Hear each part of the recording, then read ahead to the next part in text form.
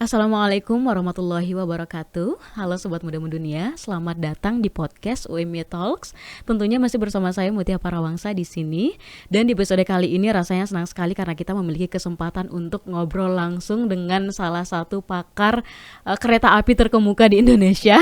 Dan bersama beliau juga nantinya kita akan menjelajahi pentingnya keselamatan dalam membangun kereta api. Untuk itu tanpa berlama-lama lagi langsung saja kita sapa Prof. Sri Atmaja. Assalamualaikum Prof. Waalaikumsalam. Sehat Prof hari ini? Alhamdulillah sehat Mbak Mutia. Alhamdulillah, terima Ya, kasih Prof sudah menyempatkan diri untuk hadir di sini di sela-sela kesibukan yang sangat-sangat padat luar biasa. Setelah ini ada kegiatan lagi ya Prof ya. ya insya Allah ya. Baik Prof, sebelum kita lebih jauh lagi membahas perkereta apian ini, boleh diceritakan dulu Prof, bagaimana sih perjalanan karir Prof Sri Atmaja di bidang perkeretaapian ini, sejak kapan mulai berkecimpung di sini dan akhirnya udah kayaknya sudah berapa tahun Prof? Sudah lama Eh, ya? Kalau kita bicara mengenai kapan mulai, Ya. sebetulnya bidang kereta api ini kan di teknik sipil sudah diajarkan. Oke. Ada mata kuliahnya sendiri namanya jalan rel. Jalan rel 1, jalan rel 2 pada waktu itu dan eh kebetulan kerja praktek saya juga di perkereta apian pada saat S1. Nah, sehingga ketika masuk mendaftar sebagai dosen, nah itu karena punya passion di sana ya, merasa tertarik, interest gitu. Ya akhirnya terus saja mengalir begitu ya. Hanya mengajar di bidang kereta api sejak tahun 2000 Wow. ya, Udah sejak tahun 23 tahun. 23 tahun. 23 tahun. Namun ketika saat itu kan perspektif kita di akademisi ya. Ya. Jadi kita menggali ilmu, mengembangkan pengetahuan, kemudian mencari ide-ide baru dalam bidang penelitiannya, entah itu dalam bidang struktur di jalan relnya sendiri ya, maupun pada operasional kereta api. Nah, kemudian kita akhirnya bersentuhan nih dengan regulator atau pemerintah Oh, oke. di tahun 2014, 2013. Hmm. Jadi setelah 13 tahun ya, kita mengajar, kemudian kita publikasi hasil studi kita, buku-buku kita publikasikan. Ya itu yang mungkin awal mula kita diundang. Oh, Ya, diundang oke. sebagai ya dari pihak akademisi untuk memberikan masukan ya terkait dengan kereta api. Nah, sejak saat itulah alhamdulillah eh, dipercaya untuk bergabung ya di dalam narasumber tetap, kemudian terakhir sebagai tenaga ahli dalam bidang keselamatan kereta api di Kementerian Perhubungan, Direktorat Jenderal Perkeretaapian Republik Indonesia sampai saat ini. Oke, Masya Allah. Nah tadi disampaikan bahwa Prof Sri menulis buku. Nah isi buku itu apa sih Prof? Sebetulnya itu buku ajar, Mm-mm. buku bekal kuliah begitu ya. Dari diktat kuliah kita kemas ya, lebih sederhana, lebih mudah untuk dibaca, lebih mudah untuk mengenali apa itu kereta api sih dari sisi sipil ya, dari Oh, sisi oke. struktur. Kemudian berkembang kan, berkembang kita tambahkan dengan pengoperasian kereta api, kemudian penelitian-penelitian terbaru. Sebetulnya itu saja. Jadi basic sangat fundamen untuk memberikan wacana apa itu sih kereta Ya, api. ya. Ya. Oke. Nah, ini menarik ya Prof karena kita tahu rel kereta api ini merupakan salah satu sarana transportasi yang sangat vital dan keamanannya tentu menjadi hal yang paling utama. Apalagi di Indonesia kita ini sendiri kita tahu negara yang cukup rawan terjadi bencana Ya, alam ya, seperti gempa bumi dan ya. banjir. Nah, menurut Prof Sri sendiri sebagai seorang pakar kereta api, em, sebenarnya apa sih yang menjadi faktor yang paling penting dalam membangun rel kereta api yang aman dan andal tentunya? Iya, kata kuncinya memang kita ingin membentuk sistem transportasi yang aman, nyaman, selamat Ya. ya. Kemudian ada tambahan juga sih sebetulnya ekonomis dan berkelanjutan. Oh ya, oke. Panjang juga sebetulnya tujuannya. Hmm. Nah, untuk mencapai itu rupanya nggak mudah. Oh, Ya, sangat-sangat tidak mudah karena aspek yang ingin kita tuju itu sangat kompleks. oke. Kalau kita bicara aman berarti ada tanggung jawab dari pemerintah kalau kita dalam perspektif pemerintah. Ketika kita membeli tiket ya, kemudian kita mulai masuk stasiun Mm-mm. dan keluar stasiun itu Mm-mm. harus tidak kurang satu apapun juga. Ya, betul, Ya kan? betul. mulai dari kita jaga psikisnya sampai fisiknya. Ya, fisik itu kan bisa kecelakaan bisa di mana saja. Tidak harus di kereta api itu sendiri, misalnya di stasiun ya. Betul. Kemudian kita bicara mengenai keamanan, security-nya bagaimana, copetnya banyak enggak kan senternya itu. Ya. Jadi tidak ada satupun istilahnya kejadian yang membuat penumpang itu tidak aman, tidak nyaman ya. Nah terakhir yang paling penting itu adalah ekonomis itu. Jadi apapun sistem yang dijalankan harus berpedoman kepada produk akhir itu harus efisien. Ya. Nah sehingga kalau itu semacam bumbu ya, bumbu racikan ya kita masukkan ke dalam masakan, maka untuk menjadi perjalanan kereta api yang nyaman, aman, selamat, ekonomis tadi, faktornya sangat banyak. Jadi harus didesain dari awal. Nah, kita sebutkan saat ini sebagai konsepnya safety by design. Bahwa keamanan, keselamatan dan lain sebagainya harus merupakan sesuatu yang didesain dari awal.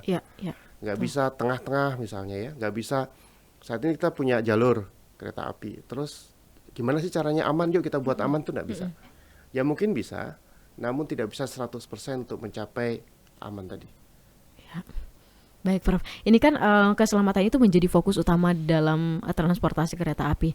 Menurut Prof sendiri, apa saja sih langkah konkret yang bisa diambil untuk meningkatkan keselamatan di operasional kereta api itu? Ya, yang pertama kita harus menyepakati keselamatan itu adalah bagian yang tidak terpisahkan dari seluruh aspek di pengoperasian kereta api. Mulai dari peringkat organisasi ya. Kalau kita bicara mengenai regulator, berarti mulai dari direktur atau dirjen misalnya, Pak Dirjen sampai ke staf yang paling rendah, itu harus sama ini visinya mengenai keselamatan. Di operator juga demikian, misalnya PT KAI, Kereta Api Indonesia, mulai dari direktur utama sampai staf yang setiap hari ngecek jalur, itu harus sama visinya. Tidak boleh berbeda, itu dulu. Jadi organisasinya harus kuat, yang pertama. Yang kedua, kita bicara mengenai regulasi. Regulasi kita mengatur detail nggak? Nah, kita diberikan peluang ataupun operator ya misalnya dalam hal ini punya peluang nggak melakukan inovasi dalam bidang keselamatan? Atau ada nggak celah-celah yang mana dia bisa OB ya, mengabaikan keselamatan? Kalau masih ada celah itu berarti regulasi kita kurang bagus, ini kita harus kemas lagi gitu. Dan yang terakhir, yang paling penting adalah apa yang sudah kita rencanakan, kita jalankan. Sebenarnya itu faktor-faktor utama yang sangat fundamental dalam bidang keselamatan. Jadi keselamatan ini kan sistemnya kita bangun sendiri, ya kita rancang sendiri, ya akhirnya kita laksanakan sendiri. Gitu. Jadi keterkaitan semua komponen memang harus dari awal. Kalau hanya pemerintah aja yang teriak-teriak nggak bisa, operator saja yang teriak-teriak ataupun yang menjalankan juga tidak bisa. Semuanya harus ikut kolaborasi. Harus kolaborasi. Ya, baik Prof. Nah, tadi kan sudah disampaikan bahwa Indonesia ini rawan sekali bencana. Bagaimana sih mengatasi resiko dari bencana alam ini kayak gempa tadi, terus banjir? Kita bicara dulu mengenai bencana ya. Bencana kan ya Indonesia mau tidak mau harus merasa bersyukur, tidak ada yang lain. Kita terletak di negara yang penuh bencana. Iya. Iya, mau tidak mau. Kalau nggak terima ya pindah aja kan gitu. Tetap harus bersyukur berarti. Tetap harus bersyukur ya. Karena bencana itu kan bukan sesuatu yang harus serta-merta kita sangat hindari ya. Kita harus bisa berdamai nih dengan bencana. Nah, konsep berdamai itu adalah mengenali itu karakter bencana satu itu. Yang kedua, penyebabnya apa sih bencana? Jangan-jangan bencana memang dari manusia, akhirnya kembali ke manusia lagi gitu. Tapi kita lihat perspektif yang tidak dari manusia deh. Gempa misalnya, gempa itu kan sunatullah ya, artinya begitu lokasi itu di situ memang rawan gempa, nah di situ ya ceritanya gempa terus sampai besok. Nah, kita nggak bicara proses gempa, namun di sini bagaimana mengantisipasi gempa. Ya, betul. Nah, artinya kita melihat karakter gempa, kita pelajari, dan tugas kita adalah bagaimana menyiapkan struktur kereta api, bangunan kereta api yang minimal ketika terjadi gempa tidak langsung mengalami kehancuran atau kolaps. Jadi masih ada waktu yang cukup bagi orang atau penumpang ya untuk melakukan evakuasi. Ya. Ya, kita nggak bisa cerita, gempanya bangunan kita sangat kuat nih. Ya, nggak bisa juga, karena gempa tidak ada yang bisa memprediksi sama sekali. Ya, betul. Sampai saat ini ilmu pengetahuan tidak bisa memprediksi kapan, di mana, dan berapa besar gempa itu akan terjadi. Kita hanya bisa mendeteksi lokasi nih, kira-kira kalau di gempa lokasi ini bagaimana, efek atau dampaknya. Nah itu sebetulnya itu saja. Jadi kita nggak bisa menghindari, maka kita bersahabat. Caranya bersahabat, pelajari dengan baik, fundamennya bagaimana, perilakunya bagaimana, akhirnya kita membangun bangunan yang bersahabat dengan gempa. Dan mengambil langkah-langkah preventif ya Pak Prof. Yes, preventif itu yang paling utama. Salah satunya juga kan kita menempatkan satu alat ya, namanya early warning system. Sistem yang berikan warning, peringatan. Oh, ada di setiap kereta api ya, Prof? Kita masih membangun itu. Sebetulnya kalau kita mau lesson learn itu dari Jepang. Jepang itu kereta api cepatnya Shinkansen ya. Ketika gempa dia akan secara otomatis sistem itu berjalan. Ya, dia akan menghentikan kereta, membuka gerbong, dan penumpang bisa evakuasi secara cepat. Nanti yang baru sedang kita tiru. Ya, kita sedang mencoba untuk belajar, karena teknologi ini juga tidak serta-merta bisa kita implementasikan. Ya. Ada fase-fase kita belajar, beradaptasi, kemudian kita letakkan di teknologi kita gimana kondisi. Kalau nggak cocok ya kita harus melakukan modifikasi. Tapi minimal kita sudah mengarah ke arah sana. Jadi EWS atau early warning system itu juga salah satu upaya kita untuk melakukan preventif sebelum kerusakan besar itu terjadi. Ya. Itu yang bisa kita lakukan. Nah, baik, kalau contoh kasus sendiri yang pernah terjadi di Indonesia terkait dengan permasalahan kereta api saat gempa bumi atau banjir, ada nggak, Prof? Dan bagaimana itu akhirnya kemudian bisa diatasi? Iya, sebetulnya kita punya pemetaan bencana. Jadi tahun 2016 ya sampai 2019, ya sekitar itu 15 sampai 19. Saya tergabung dalam satu tim dari DJKA, Direktorat Jenderal Perkeretaapian, untuk memetakan rawan bencana di seluruh Jawa dan Sumatera. Jadi kita jalan itu nggak naik kereta, kita jalan kaki nyusurin rel ya dari Banyuwangi ke Merak gitu. Itu berapa lama prosesnya? 2015 sampai 2019, 4 tahun. 4 tahun. 4 tahun. Ya, setiap hari tanpa henti. Ada berhenti. Itu kan kalau pekerjaannya per tahun ya. Jadi tahun ini segmen ini sampai segmen ini. Kemudian kita presentasi, kita sharing ya dengan stakeholder terkait. Kemudian kita dapat masukan. Akhirnya jadilah dia sebuah dokumen peta dari segmen A sampai segmen B. Nah, tahun berikutnya B sampai C, C sampai D, dan seterusnya. Itu kita tempuh ya ribuan kilometer sudah kita lalui kereta api itu. Jalan di atas trek ya, tidak naik kendaraan atau tidak naik kereta ya. Kita jalan, kita lihat segmen-segmen di lokasi itu. Nah, kita membuat yang namanya peta risiko bencana. Nah, itu kita berikan ke pemerintah. Kemudian pemerintah memberikan ke turunannya ya, di daerah itu ada namanya Balai Teknik Perkeretaapian. Kemudian ya bekerja sama nanti dengan operator, salah satunya PT KAI, yang kemudian mengidentifikasi daerah rawannya mana sih gitu. Nah, begitu tahu daerah rawan, disitulah kemudian mulai melakukan sebuah langkah-langkah preventif. Ya, jadi memasang sensor salah satunya, kemudian mengamati bangunan-bangunan yang terdampak. Jadi alhamdulillah beberapa kejadian terakhir sih tidak menimbulkan korban jiwa ya. Jadi seperti longsor yang terjadi di salah satu jembatan, kemudian ada longsor pada jalan, kemudian ada banjir di satu segmen dulu di Lemah Abang di Jakarta. Alhamdulillah sih kereta pas nggak lewat gitu. Pas nggak lewat terjadi bencana. Namun itu sudah kita petakan sebetulnya daerah-daerah itu. Nah, sekarang tinggal bagaimana kita menyiapkan infrastruktur. Karena begitu tahu bencana kan belum tentu struktur lama atau jalan lama itu kuat. Karena kan ada jalur-jalur yang tinggalan zaman Belanda nih kita. Ya, jadi bencana pun juga berkembang. Jadi bencana tuh mungkin sekarang skalanya 10, besok bisa skalanya 20, besok lagi bisa 30. Artinya mungkin ketika saat itu mendesain infrastrukturnya tidak sesuai dengan ancaman bencana saat ini. Nah, sehingga kita lakukan improvement, perbaikan. Ya. Itu langkah-langkah yang bisa kita lakukan. Dan ya ketika bencana rusak nggak apa-apa. Memang bisa terjadi Iya, gitu iya. ya. Namun kita upaya untuk mencegah korban seminimal mungkin. Sehingga langsung kita lakukan perbaikan ya, pengoperasian kereta sehingga bisa berjalan dengan lancar. Jadi tugas kita sekarang selain bagaimana memastikan operasi kereta lancar, memastikan daerah mana yang terancam bencana dan apa kesiapan kita, mitigasi kita seperti apa. Ya. Nah, kalau di luar mungkin Prof ada nggak contoh kasus yang pernah terjadi yang parah banget karena bencana gitu? Banyak, terakhir kan di contohnya? India ya, di India tuh sampai puluhan orang meninggal ya karena terguling ya, Itu penyebabnya?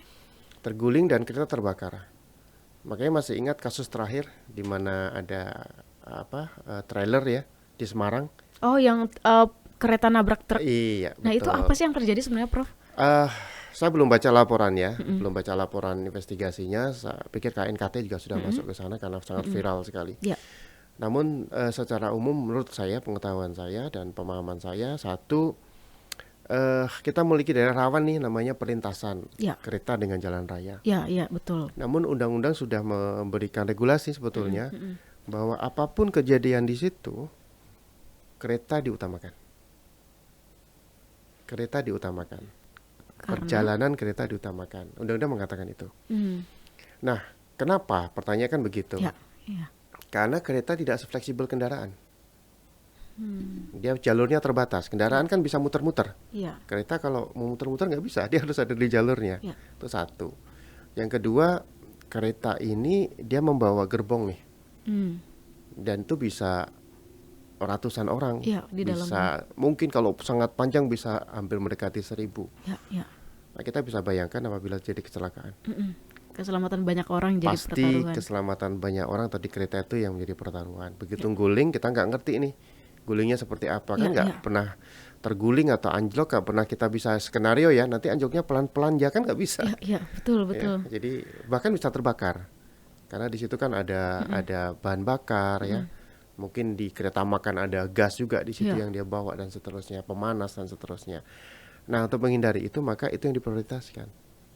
Nah, sehingga kadang memang masyarakat kita masih belum 100% sadar. Begitu melalui perlintasan dengan kereta, dia sebetulnya harus memprioritaskan keretanya, bukan dirinya sendiri. Bahkan kadang ada nih udah bunyi tuh, tulit-tulit udah bunyi kan, udah turun palang masih ada nyerobot gitu. Nah, dan itu berbahaya sekali ya, Prof ya? Sangat berbahaya. Nah, betul ada magnetnya ya di sana. Sampai saat ini tidak ada evidence ya pengetahuan ke situ sebetulnya. Kebetulan biasanya yang terjadi adalah dia gugup, ya, dia panik, akhirnya mesin mati. Ya, nyetaternya starting kendaraan kan ketika panik berbeda dengan kita tenang. Jadi bukan karena ada magnet di situ ya? Tidak ada bukti yang membuktikan ada medan magnet sampai bisa mempengaruhi kendaraan itu untuk mati. Berhenti. Iya. Wah, berarti selama ini orang-orang di kolom komentar itu beranggapannya malah keliru ya? Iya, memang itulah yang terjadi. Jadi saya nggak tahu mungkin siapa yang memulai ya wacana itu, tapi tidak ada knowledge evidence yang bisa membuktikan bahwa telah terjadi medan magnet besar sehingga mempengaruhi kendaraan otomatis. Gitu. Iya. Berarti tinggal kita sendiri sebagai masyarakat kalau udah bunyi, kalau udah tutup pelangnya ya jangan lewat ya. Betul, Prof, ya? tutup pelang itu sudah sebetulnya pelang ditutup itu bukan untuk pengendara darat, motor, kendaraan, untuk kereta api. Sebetulnya untuk pengendara jalan raya cukup dengan rambu, itu ada rambu gede-gede kan, stop gitu. Berarti kalau ada rambu stop, dia harus berhenti dulu di situ. Kemudian ada rambu awas, artinya ada rambu prioritas, maka dia harus memprioritaskan kereta lewat. Sebetulnya tanpa palang pun dengan rambu, kalau kita tidak mengabaikan dan kita paham itu aturannya, SIM-nya nggak nembak maksudnya, gitu. Dia harus berhenti gitu. Oke. Ya, kenyataannya masyarakat kita nggak peduli. Iya, sama sekali. Masih banyak banget yang. Sangat banyak. Coba dilihat di YouTube nih bagaimana perilaku orang Jepang ketika terjadi melewati. Mereka langsung berhenti. Mereka dia nggak ada nyerobot dan mereka sabar untuk memberikan prioritas. Nah itu yang sebetulnya budaya keselamatan yang harus kita bangun. Itu PR bersama sih. Ya, betul. Nah, baik Bapak, menurut Pak Prof Sri sendiri, di Indonesia itu apakah kereta apinya sudah memenuhi standar atau masih perlu beberapa perbaikan? Ya, ini berat nih ngomongnya nih ya. Kalau kita bicara standar, itu bicara sesuatu yang ideal. Ya, betul. Tapi harus kita sampaikan juga kenyataannya memang tidak semua struktur ideal. Ya, jadi ideal dan tidak ideal itu satu bisa kita nilai dari ya jelas peraturan ya peraturan. Peraturan ini berkembang nih peraturan. Peraturan berkembang, SNI berkembang karena mengikuti tadi bencana skala bencana berkembang.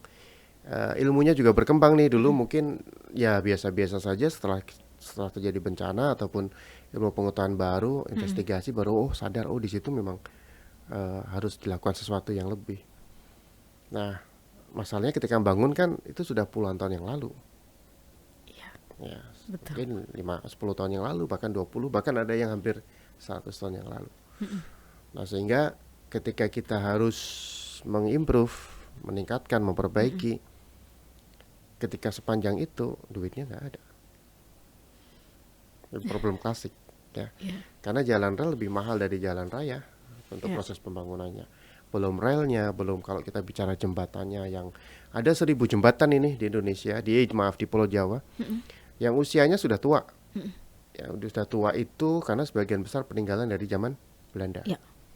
Nah, ini juga kurang bagus juga. Artinya sudah saatnya diganti. Cuma kan caranya mengganti kita nggak bisa serta-merta 1000 jembatan untuk kita ganti. Ya. Ya, jadi kalau bicara standar susah memang. Ya, karena kita dapat peninggalan kan, dapat sesuatu yang sudah ada. Ya, apa yang bisa kita lakukan, kita tinggal improvement saja.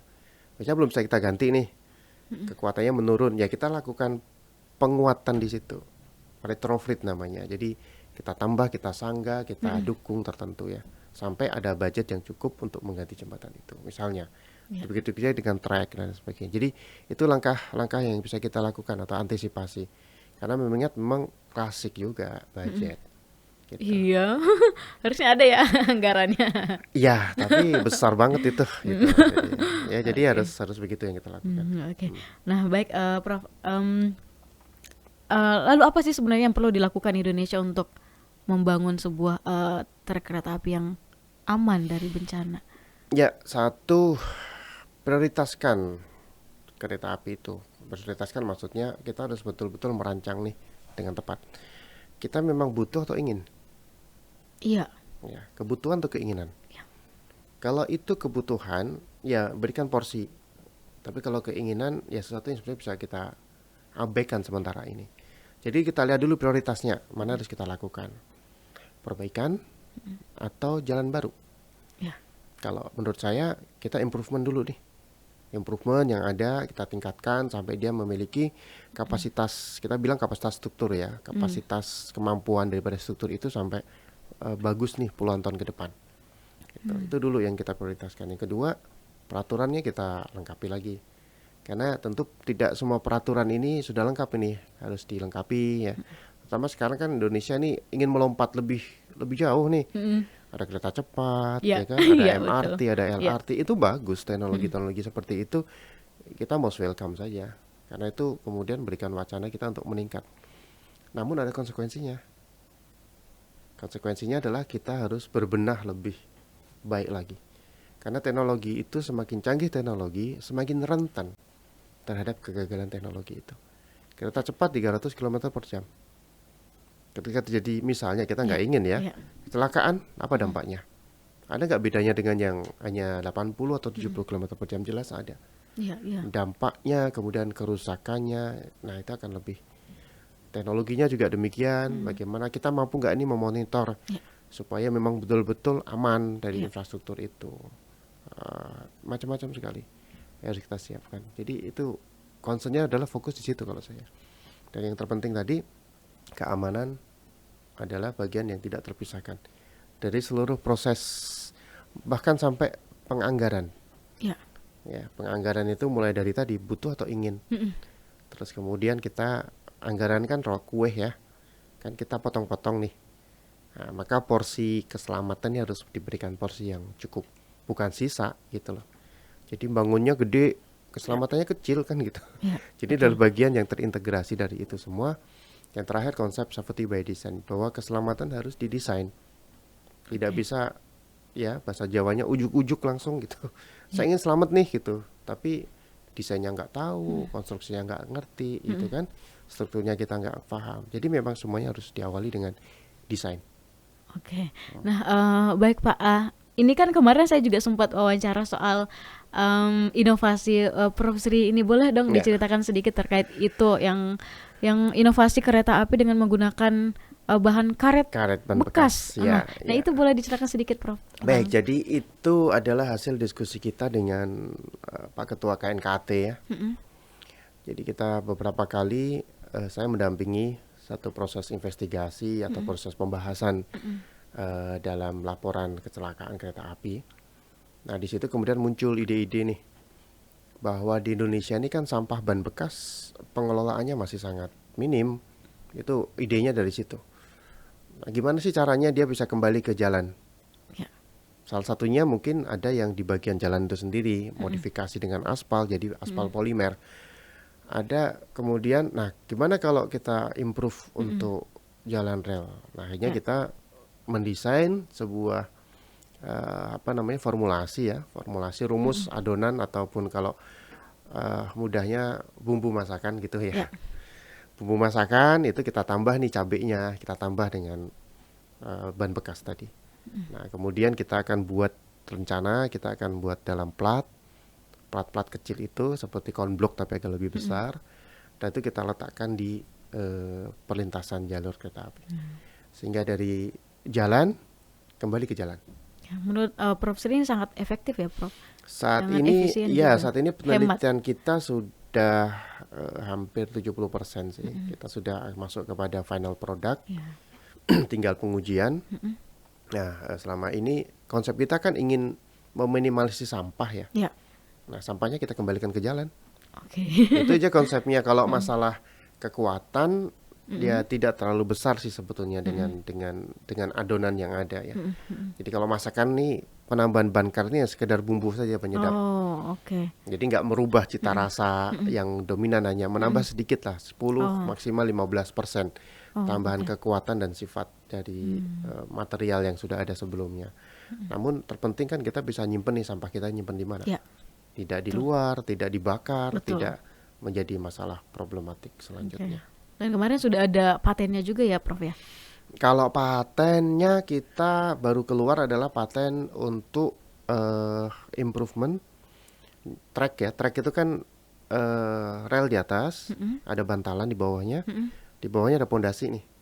Pondasinya dalam bentuk batu. Batuan campuran begitu. Nah, batuan ini bisa rusak. Nah, ketika rusak kan dia harus dibongkar, dibersihkan atau dibongkar dan diganti. Nah, ada kalanya nggak bisa dibongkar nih, karena waktu, karena budget, biaya gitu. Ya. Nah, gimana sih improvement supaya dia bisa bagus?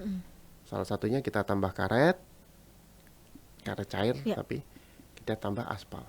Oh, itu dicairkan tadi. Ya, kita cairkan dia jadi perekat ya. Ada juga yang dalam bentuk kubikel ya untuk improvement size daripada agregat. Nah, itu udah keluar patennya. Oke, baik Prof. Ini terakhir ya, Prof. Ya. Nah, kedepannya apa sih rencana yang akan dilakukan Prof. Sri untuk menciptakan rel kereta api yang lebih tahan lama lagi dan lebih aman tentunya? Ya, kalau kita bicara penelitian, kita akan lanjutkan nih penelitian kita. Tapi topik penelitian kita nanti akan kita berkembang pada model-model keselamatan. Jadi kalau infrastruktur sendiri kan sebetulnya tergantung nih budget kita nih, Ya. gitu kan. Kita punya budget ya kita bisa bangun yang kuat, yang betul-betul perfect lah. Kalau enggak ya kita efisien. Jadi itu hanya rekayasa pemilihan material, rekayasa desain dan seterusnya. Namun yang terpenting adalah model keselamatannya bagaimana.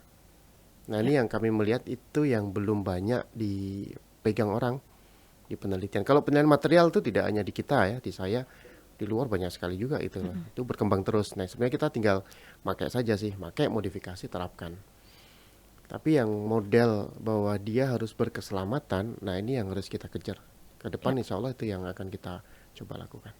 Baik, Prof. Ujung-ujungnya kembali lagi ke persoalan keselamatan dan keamanan ya, Prof itu ya. safety first. Ya, baik Prof. Terima kasih banyak Prof atas waktunya Sama-sama, Mutia. berdiskusi bersama kami di Ya. sini di Omia Talks.